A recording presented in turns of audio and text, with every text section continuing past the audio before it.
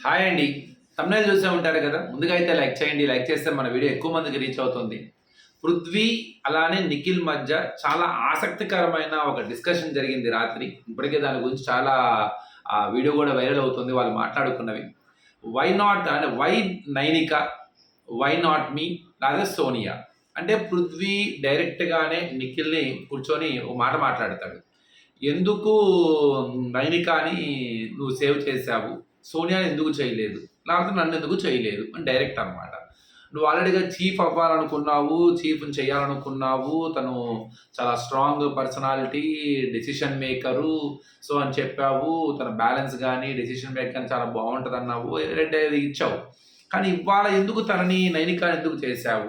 ఇండైరెక్ట్‌గా తనను కూడా నన్ను ఎందుకు చేయలేదు నువ్వు? ఒకానొక సందర్భంలో వాళ్ళిద్దరి మధ్య మాటల్లో ఒక మాట అనేస్తాను. అనవసరం నాకు ఇవాళ అనిపించింది. నీ క్లాన్‌లోకి నేను ఎందుకు వచ్చానా అన్న ఒక ఫీలింగ్ అయితే నాకు అనిపించింది ఇవాళ అని. అంటే డైరెక్ట్‌గా నిఖిల్‌ని నువ్వు ఎందుకు సపోర్ట్ చేయట్లేదు మాకు? ఇది పాయింట్. మనం ముగ్గురం ఫ్రెండ్స్. మన మధ్య మంచి బాండింగ్ ఏర్పడింది. ఇది కూడా నాకు చాలా ఇంపార్టెంట్ కదా! అని. అక్కడ కొంత నిఖిల్ చెప్పే విధానంలో కొంత తేడా ఉన్నా, నిఖిల్ తన మనసులోని మాటనైతే చెప్పలేకపోతున్నాడని ఒక ఫీలింగ్ వచ్చింది.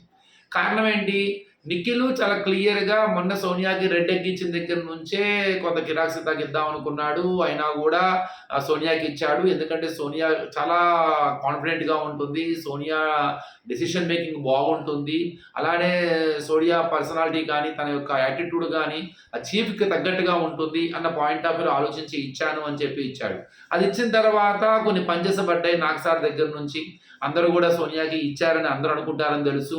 అలానే కిరాక్ సీత కూడా చాలా బాధపడింది. నాగ్ సార్ కూడా పనిలో పనిగా పంచెస్ వేస్తూనే ఉన్నాడు ఆ ఇద్దరి మధ్య ఫ్రెండ్‌షిప్ మధ్య.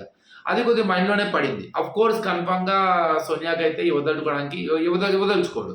సోనియా కూడా ఇస్తాడు నాకు నన్ను కంపల్సరీ సేవ్ చేస్తాడని కూడా ఎక్స్‌పెక్ట్ చేసి ఉండదు. ఎందుకంటే తనకి చాలా క్లియర్‌గా ఆట గురించి ఐడియా ఉంది కాబట్టి. కానీ పృథ్వీ కోరుకొనుంటాడు. పృథ్వీ ఎందుకు కోరుకొనుంటాడు? నాకెందుకు ఇవ్వలేదు? ఆల్రెడీగా నేను లాస్ట్ నామినేషన్‌లో లాస్ట్ డబుల్ అంటే బాటమ్ 2 దాకా వెళ్ళాను. అంటే సేవ్ చేసిన ఆర్డర్ ప్రకారంగా అభయ్‌తో పాటు ఉన్నాను. మరి ఇది నాకు చాలా ఇంపార్టెంట్ కదా! నాకు కూడా చాలా ఇబ్బందే కదా! నన్నెందుకు కన్సిడర్ చేయలేకపోయాడసలు? ఏంటి తన ప్లాన్ ఏంటి? తన గేమ్ ప్లాన్ ఏంటి? అట్లానే ఓ మాట కూడా అడుగుతాడనమాట. ఆ రోజు నువ్వు నాకు రెడ్ ఎగ్ కూడా ఆ రోజు కూడా నువ్వు నాకు రెడ్ ఎగ్ ఇవ్వలేదు. అది అదే ఉపయోగపడుతుందా లేదా అని కాదు గానీ, ఆ రోజు నువ్వు అడిగావు. నేనేదో చెప్పాను అంతా అయిపోయింది. కానీ నువ్వు రెడ్ ఎగ్ ఇవ్వకపోవడం గల కారణం ఏందంటే, ఒకవేళ నీకు గనక రెడ్ ఎగ్ నాకిస్తే మనిద్దరం ఆడితే నువ్వు ఓడిపోతావేమో అన్న ఒక స్ట్రాటజికల్‌గా నువ్వు కావాలని అటు పక్క సోనియాకి ఇచ్చావు. అదే సోనియాతో టాస్క్ అయితే ఈజీగా గెలవచ్చు. ఇది జనరల్‌గా ఆడియన్స్ బయట ఏదైతే ఆడియన్స్ ఫీల్‌లో ఉన్నారో అదే ఫీల్ అక్కడ వ్యక్తపరుస్తాడు పృథ్వీ. నిజం చెప్పాలంటే తర్వాత ఏం జరుగుతుంది? టాస్క్ పెడతారా తెలిసిన ఐడియా ఉంది. కానీ అక్కడ చాలా క్లియర్‌గా తనకి ఇవ్వాలని కోరుకున్నాడు. ఇచ్చేసాడు అంతే. గెలవాలా, గెలిపించాలని గెలిపిస్తే ఒకవేళ కావాలని ఓడిపోతే భయంకరంగా ఏసుకుంటారు. తన ఆట తను ఆడాడు. అక్కడ తను కొద్దిగా ఫస్ట్‌లో టెన్షన్ పడింది. తను కూడా ఆడలేకపోయింది. అంతే తప్ప దానిలో ఎలాంటి ఇది లేదు. కానీ పృథ్వీ ఆలోచన ఏందంటే ఇతను కావాలని ఏదైనా మైండ్ గేమ్ ఆడుతున్నాడా? అందరితో మంచిగా ఉంటున్నానని చూపించుకుంటున్నాడా? లేదు అందరికీ ఒక అవకాశాలు ఇస్తూ అందరికి మంచి అవ్వాలి. నేను ఎవరి వైపు కాదు. ఏంటి తన గేమ్ ప్లాన్ ఏంటి? మనతో బానే ఉంటున్నాడు. మనతో ఫ్రెండ్‌షిప్ చేస్తున్నాడు. మనం బాండింగ్‌లా ఏర్పడింది. గ్రూప్ గేమ్‌లా ఉన్నాము. బానే ఉంది కదా! అలాంటప్పుడు ఎందుకని ఇంత ఇదిగా ఇంబాలెన్స్ అవుతున్నాడు? నిర్ణయాన్ని తను సొంతగా వేరేగా ప్లాన్‌తో స్ట్రాటజికల్‌గా ఏమన్నా ఆడుతున్నాడా అని కనిపెడటానికి కొద్దిగా పృథ్వీ ఇవాళ చాలా డైరెక్ట్‌గానే ఓపెన్ అయ్యాడు. కొన్ని విషయాలు చాలా డైరెక్ట్‌గా ఫేస్ టు ఫేస్ అడిగాడు. పృథ్వీలో చాలా బావుంది. పృథ్వీలో నాకు యాటిట్యూడ్ నచ్చింది. ఎందుకంటే నర్మగభ్యంగా అంటారు కదా! అంటే అడగాలా? లేదా? అని కొద్దిగా టెన్షన్‌తోనూ ఇండైరెక్ట్‌గా అడగటము, పూర్తిగా క్లారిటీగా చెప్పలేకపోవటము, ఇండైరెక్ట్‌గా ఆ విషయాన్ని తన ఇంటెన్షన్‌ని ప్రొటెక్ట్ ట్రై చేయటము, ఇలా కొంత నసుగుతున్నట్టుగా కొంతమంది మెంటాలిటీ ఉంటది. అలా అడుగుతుంటారు. అలా లేదు. నిఖిల్ చాలా క్లియర్‌గా తను ఏమనుకున్న రైట్ ఆర్ రాంగ్ తనకి మనసులో ఏ భావాలున్నాయో చాలా స్ట్రెయిట్ ఫార్వర్డ్‌గా చాలా నీట్‌గా కూర్చోబెట్టి అడుగుతున్నాడు. కానీ నిఖిల్ ఎవరు? పృథ్వీ అండి. సారీ. కానీ నిఖిల్ పాయింట్ ఆఫ్ వ్యూలో చూస్తే నాకు అనిపించలా. నిఖిల్ అలానే అంత క్లారిటీగా చెప్పలేకపోతున్నాడేమో. ఏదో నచ్చజెబుతున్నట్టుగా, ఏదో సర్ది చెబుతున్నట్టుగా, ఏదో ఎక్స్‌ప్లనేషన్ ఇస్తున్నట్టుగా, వివరణ ఇస్తున్నట్టు ఉంది గానీ, తను అంత డైరెక్ట్‌గా తను ఎలా క్లారిటీగా తనకి ఏదైతే డౌట్స్ ఉన్నాయో, తన మనసులో భావాలు ఏమన్నా అంత డైరెక్ట్‌గా అడుగుతున్నప్పుడు, నువ్వు కూడా చాలా ఇదే పాయింట్ ఆఫ్ వ్యూలో అంత డైరెక్ట్‌గా చెప్పలేకపోయాడన్న ఒక ఫీలింగ్ కలిగింది. కొద్దిగా తను మ్యానిపులేషన్‌గా జాగ్రత్తగా చెప్పడానికి ట్రై చేస్తున్నాడనే ఫీలింగ్ కలిగింది. డైరెక్ట్‌గా చెప్పొచ్చు. ఎలా ఇస్తా నేను? ఆల్రెడీగా సోనియాకి ఇచ్చినందుకే నాకు నాకు ఇలా పడ్డాయి, నేను మళ్ళీ సోనియాకి ఇస్తే అది కంపల్సరీ బయట ట్యాగ్ వెళ్ళిపోతుంది, ఇప్పటికే గ్రూప్ గేమ్ ఆడుతున్నారు టాక్ ఆల్రెడీ వచ్చేసింది, ఇలా ఆడితే మనకి నష్టం, అది నీకే నష్టం నాకు నష్టం, ఆడియన్స్ లో కూడా మనం ఇదవుతాము. సో కన్ఫర్మ్ గా ఈ వీక్ నువ్వు కనుక సేవ్ అయ్యా, నేను సేవ్ చేశాను అనుకో, దాని తర్వాత వీక్ మళ్ళీ నీకు బ్యాడ్ అయిపోతుంది ఆటోమేటిక్ గా. సో ఆ తప్పించుకున్నాడు, మన ఫ్రెండ్స్ వాళ్ళ గ్రూప్ గేమ్ ఆడారు అన్న పాయింట్ ఆఫ్ వ్యూలో వెళ్ళిపోద్ది. కాబట్టి అది ఇవ్వలేదని చాలా ఈజీగా ఇంకో విధంగా చెప్పొచ్చు. నైనికాకి ఎందుకు ఇచ్చాను అంటే, నైనిక తనకి సపోర్ట్, తను ఆడింది, తను చాలా ఫస్ట్ నుంచి చాలా ఇది అమ్మాయి, ఆ అమ్మాయికి ఇవ్వాలనుకున్నాను. సో తను కొద్దిగా లాస్ట్ వీక్ ఇబ్బంది పడింది కాబట్టి ఈ వీక్ తనకు అవకాశం వస్తే ఉంటుంది అని చెప్పేసి, కానీ దానివల్ల లాభమా నష్టమా అనేది నైనికాకే తెలుసు, మనకి తెలుసు. వరుసగా 2 వారాల పాటు సేఫ్ జోన్లో ఉండకూడదు, తర్వాత వస్తే ఆడియన్స్ యాక్టివ్గా ఉండదు, అది చాలా ప్రమాదం నిజం చెప్పాలంటే. మనకి ఆల్రెడీగా బయట మనం చూస్తున్నాం కాబట్టి మనకు తెలుస్తుంది. ఒకేసారి వరుసగా గనక సేవ్ అవుతూ వచ్చినా కూడా అది ప్రమాదమే కంటెస్టెంట్కి. అది నామినేషన్లో పడితేనే ఫ్యాన్స్ యాక్టివ్గా ఉంటారు, ఆ ఓటింగ్ అనేది పెరుగుతూ ఉంటుంది, వాళ్ళు కూడా చాలా అగ్రెసివ్గా ఉంటారు అన్నమాట ఓటింగ్ వేయడానికి. ఇలా కనుక వస్తే ఒక్కసారి కనుక పోయినసారి మనం చాలా సందర్భాలు చూసాం కూడా. సో ఆ కొరియోగ్రాఫర్ ఉంటాడు, వరుసగా తను ఐడియా సందీప్ వరుసగా ఉంటాడు, సందీపేనా వరుసగా నామినేషన్ ఉంటే ఒకసారి బయటికి రాగానే ఇలా చాలా సందర్భాలు ఉన్నాయి అలాంటివి. కానీ ఏంటంటే అక్కడ నిఖిల్కి కొంత తన మీద ఒక పాజిటివ్ ఒపీనియన్ ఉంది, ఎందుకంటే చాలా సందర్భాల్లో నైనికాతో కూర్చున్నాడు, నైనికాతో చాలా మాటలు మాట్లాడుకున్నాడు, తన ఎమోషనల్గా కూడా అక్కడ తన ముందు బరెస్ట్ అయ్యాడు, షేర్ చేసుకున్నాడు. అంటే నిఖిల్కి ఒక యాటిట్యూడ్ ఉంది, అందరితో మంచిగా ఉన్న గేమ్ ఆడుతున్నాడు, నో డౌట్ చాలా పర్ఫెక్ట్ గేమ్ ఆడుతున్నాడు, ఇంటర్నల్గా మైండ్ గేమ్ ఆడుతున్నాడు, కానీ కొంత యాటిట్యూడ్ అందరితో కలిసి ఉండాలి నేను అన్న ఒక పాయింట్ ఆఫ్ వ్యూలో ఉంది. సో అది కొంత నిన్న సోనియాతో జరిగిన ఏదైతే ఉందో దాని కొద్ది ఇచ్చేయడానికి కూడా కావచ్చు, స్ట్రాటజీ కావచ్చు, కానీ కొద్ది గొప్ప నైనికా మీద ఒక పాజిటివ్ ఒపీనియన్ కలిగి ఉన్నాడు. సో వాళ్ళిద్దరి మధ్య కూడా ఒక అండర్స్టాండింగ్ ఉన్నది.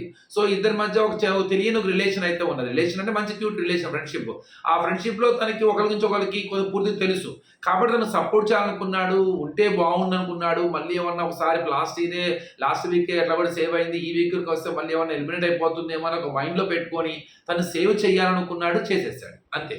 ఎందుకంటే తన క్లాన్లో ఇప్పుడు విష్ణు లేదు, కిరాక్ సీత లేదు, సో ఇక ముందు పృథ్వీ సోనియాకి ఇవ్వలేదు, అందుకనే పృథ్వీ అడిగాడు. పృథ్వీ చాలా క్లియర్గా ఎందుకంటే వై నాట్ మీ, నన్ను ఎందుకు కాదు అన్న ఒక పాయింట్ ఆఫ్ వ్యూ అడగడానికి అదే రీజన్.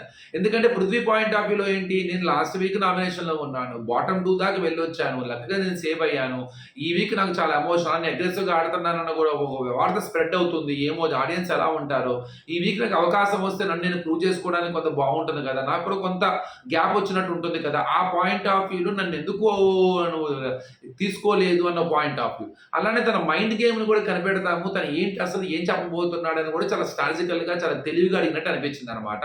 దానికి చెప్పడం మాత్రం బాగానే చెప్పాడు, నువ్వు క్యాపబిలిటీ ఉంది, నువ్వు అవుతావు, నువ్వు రెక్టిఫై చేసుకోవుతావు, చీఫ్ ఇప్పుడు కాకపోయినా రేపు నీకు అవకాశాలు వస్తాయి, మీకు వాళ్ళకు కొంత అవసరం ఉపయోగం ఉంటుందన్న పాయింట్. నువ్వు ఏం చెప్తున్నావో అది కరెక్టే, కానీ అది ఏదైనా ఎజంప్షన్ అవుతుంది.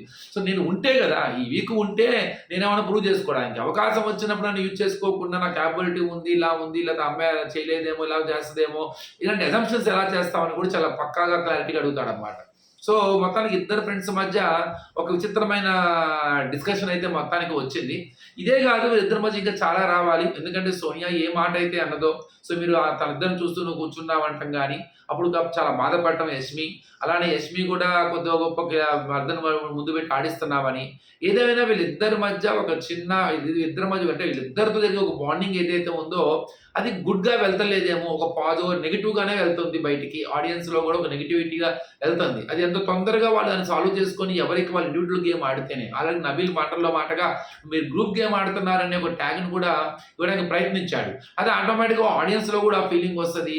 అలానే ఆ ఫ్రెండ్షిప్ వల్లే కొంత డెసిషన్ మేకింగ్ చేసే దగ్గర కొద్దిగా తరబడుతూ ఉంటారు, టెన్షన్ పడుతూ ఉంటారు.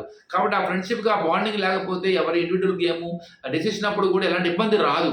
ఇప్పుడు నిజం చెప్పాలంటే పృథ్వీకి ఇవ్వచ్చు, తప్పేముంది దానిలో. సో మరి పృథ్వీకి ఇస్తే ఆటోమేటిక్ ఏమంటారు, మన సోనియాకి ఇచ్చాడు, వాళ్ళు పృథ్వీకి ఇచ్చాడు, వీళ్ళు కలిసి ఆడుతున్నారనే అంటారు. అదే సింపుల్ నిఖిల్ చేసింది అక్కడ.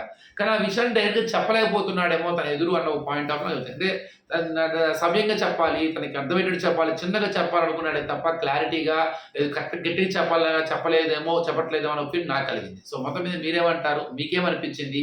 ఈ బాండింగ్ బ్రేకులు అంటే బీటలు వాడుతుందా ఈ బాండింగ్కి?